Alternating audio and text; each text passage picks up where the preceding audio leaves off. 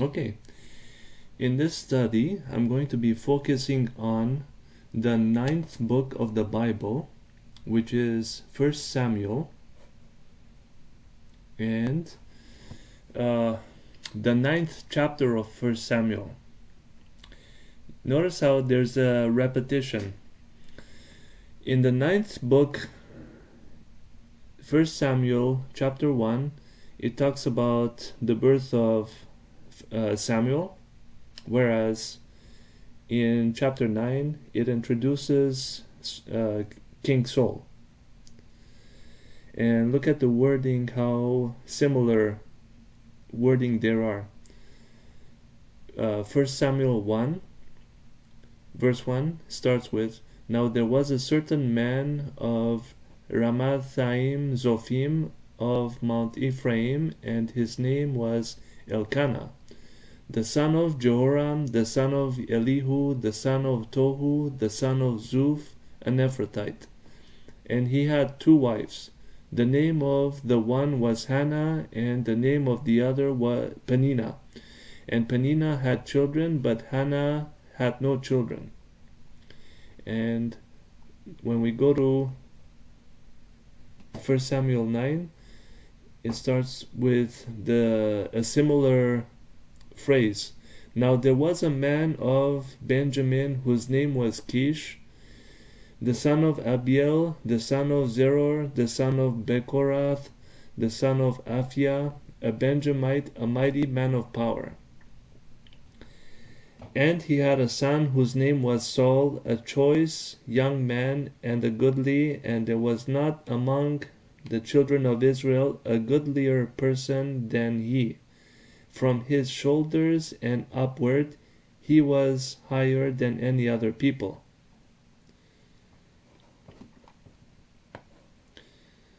And looking at this, I started wondering whether this is if there is a pattern throughout the rest of the books. For example, Genesis you can't really compare, because Genesis is the first book, and chapter 1 it describes already the origin of everything, the creation. But let's say when we look at the second book, Exodus, the second chapter of Exodus compared to Exodus, I didn't write on that yet, but there are other patterns which I'll show you. This is what I've wrote so far. Notice the pattern, how the 9th chapter begins the same way as the first chapter of the 9th same book.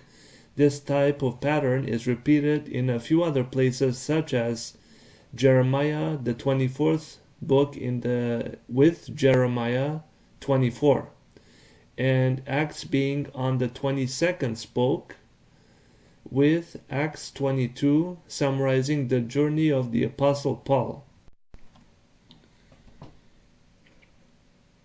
1 Samuel is the 9th book of the Bible.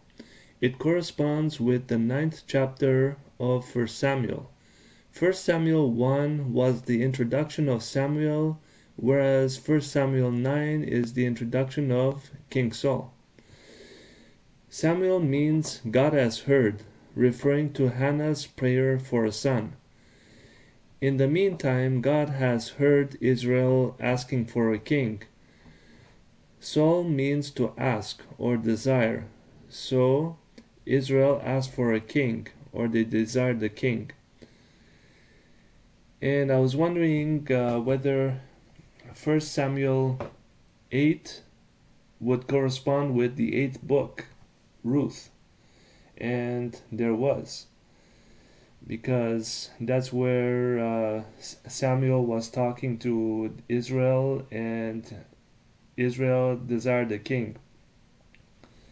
Whereas in the book of Ruth, Naomi's husband's name was Elimelech, meaning God is king. So Samuel was arguing, saying that, but God is your king. Why do you want a king in the flesh, but they insisted.